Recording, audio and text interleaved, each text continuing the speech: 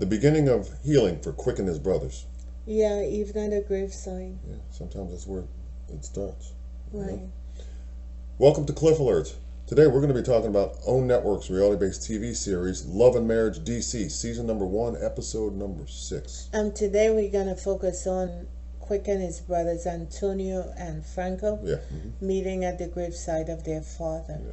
But before we get into it, we'd like to ask you if you can please like, share, subscribe, and send us your comments. Yeah, Quick had a chance to reconnect with his brothers at the graveside of his father, his deceased father, and kind of begin to do that healing that we talked about. Yeah, the manifestation of that happening stemmed from his meeting with the energy reader telling him that they're living deeper and connecting with his family on a deeper way. Right, so this was his way to kind of begin that process by reaching out to his brothers. Yeah. And kind of reconvening at their father's gravesite to, just kind of start that process. Right, and one thing Quick brought with him was the letter his mother left him. Yeah, his mother. Before she passed. Exactly. His mother, in her illness, wrote a letter specifically to Quick because he was the most mature of his brothers. Right. He wasn't the oldest, but the most mature. Right. Just imploring him to take responsibility for making sure that his brothers are cared for. And that's a tremendous burden because she recognized something in him. So that's why she wrote the letter. Absolutely. And his father, in turn, he said his father was his biggest supporter. Right. Regardless of what the father was told by people on the outside that Quick was not doing this or the DJing thing would not work out for him. Right. He encouraged Quick in that way, and Quick had a level of sadness that the father didn't live long enough to see his success, to see who he married, to see his children. Right, and to know that his son, made his dream become reality. Right, yeah. And with all the naysayers, the doubters and the haters and everybody else. He proved them wrong. Exactly. So he decided to bring the letter with him. And he said that this is the second time he would read the letter out loud. Right. The first time was with Ashley, and now he was doing it with his brothers. Right. It kind of broke him down a little bit. And, yeah. And that's totally understandable. Because he lost his mother when he was 10 years old. Right, after a cancer diagnosis at age 9. At age 9, they saw the deteriorating right in front of your eyes. Yep. Seeing that is really traumatic. It is not anything.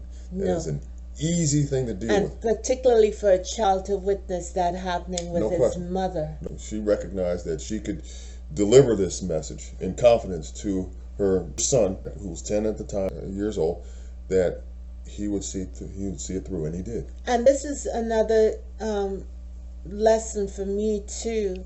You got to be careful what you tell children. No question. Because they can internalize that in a different way than you actually meant it.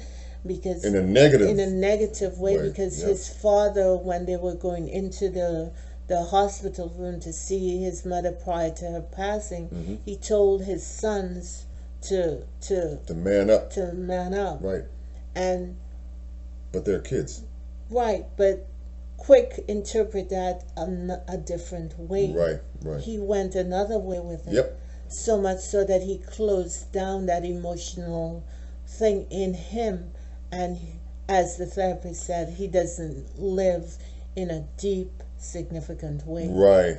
And she even said he was sabotaging himself. Yeah. I could see that, and I just think that Quick has got to take time, slow yourself down, take enough time to say, hey, look, man, I've got to deal with, certain things, okay? And I hide behind work and all that, but you know what?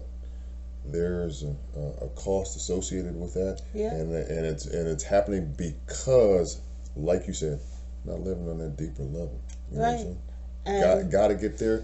I can't run from myself, so I got to deal with myself. Right. So this is as good a time as any. Good way to start that process in earnest. But having said that, he turns around and I think in this confessional and says, "Well, hey, He doesn't understand how he's going to be able to do it. Going to do it. Right. He may not meet with his brothers regularly unless they maybe come out to a couple of the clubs that he's playing at. And the events and all and that. You can't have any kind of level of relationship when he's focused on work and they're trying to have a conversation with him. So again, he reverted back. Exactly. When we see earlier, the doctor told him that he needed to wear a brace. Yeah. He not checking for that. Quick is gonna do what Quick does, the same complaint Ashley has. Yeah. He refuses to wear the brace. Yeah, and Ashley made it clear to the doctor and to him that you're not going to do this. You're going to revert back to what you typically do, and you're not going to take heed to the advice that you've been given. Quick needs to understand that if he does not take care of himself, i.e. taking care of this hand, okay, and doing what he needs to do based on the doctor's recommendation, this could go south really quickly. Focusing on the relationships that he has with his wife, with his brothers, with his children. Yeah. He needs to develop that more. And speaking of Ashley kind of in her own way made that point directly to him and to the doctor when they went to that meeting regarding his hand. Mm-hmm. And she kind of got comical as far as I'm concerned when she said that, hey, look, you need both of your hands because I got something working on in the backyard where you need both hands, not just one, both hands. That was funny. It was. Yep. You need both hands to grab. No, I can't see that. I can't see that, y'all. Let's just say he needs both his hands to be able to grab a part of his wife's anatomy that brothers like to focus. Well, I think they will know what you're talking about. You don't have to say the brothers with that look in your eyes. Brothers know what I'm talking about, man. Too much. My God. She said you can't do it with one hand. You can't do it with one hand. You got to give two. We hope Brother Quick could find a way to engage and get involved with the people he loved, because life is not guaranteed and he really is into sabotaging himself. You may know the right thing to do, but you do the other thing. It's a cautionary tale for all of us. Yeah, no question about it. From my vantage point, I hope Quick really takes this opportunity to learn this lesson to improve his relationship with his wife in particular and his family, and then his brothers, so that he can really begin to move forward with this. Right. I really do. Right. Because, going through these kinds of scenarios are not easy. No. And he's done very well, but he's just got some tweaks to do. Absolutely. Mm-hmm.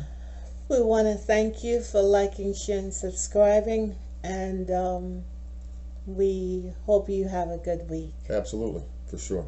Oh, you know what we need to do? We need to wish all the fathers a happy Father's Day. Happy Father's Day. Absolutely. Y'all the brothers, man. Represent. Absolutely. You know how we do. We out. Bye. Bye-bye.